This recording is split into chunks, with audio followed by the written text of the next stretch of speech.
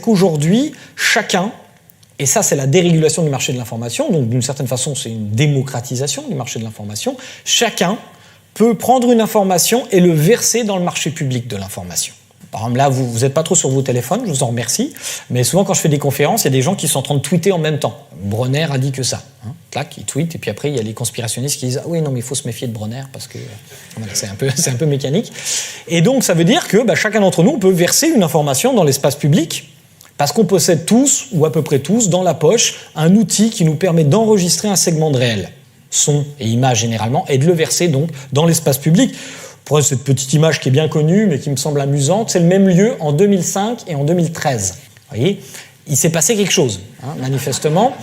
Donc là, pour ceux qui ne voient pas bien, c'est pas un concert, c'est pas des gens qui allument un briquet. En fait, ils possèdent dans la main, tablettes, smartphones, etc. Autant d'éléments technologiques qui leur permettent d'enregistrer un segment de réalité. Et ça, c'est important parce que ça veut dire que les gens vont pouvoir donner une vision subjective, en tout cas sensorielle, de ce qu'ils voient d'une information, et donc que la masse d'informations disponibles, si effectivement ils la mettent dans l'espace public, va être beaucoup plus importante. Vous allez me dire, oui, d'accord, mais quoi ? Par exemple, en cas d'attentat, par exemple en cas de violence dans la rue, etc., la probabilité de chance d'avoir des images de ce fait est plus grande.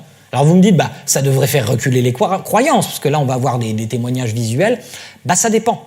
Parce que si vous avez assez de motivation et de curiosité et de temps à passer, vous allez toujours trouver dans une image quelque chose qui relève de l'anomalie. Prenons Charlie Hebdo, par exemple. Les attentats de Charlie Hebdo, s'ils s'étaient produits il y a une trentaine d'années, probablement, sauf coïncidence extraordinaire, on n'en aurait eu aucune image. Or là, on n'a pas d'image de l'attentat, mais de l'environnement de l'attentat, on en a eu pas mal. Et tous les films qu'on a eus ont donné lieu à des interprétations conspirationnistes. En d'autres termes, ça augmente l'empire de la narration.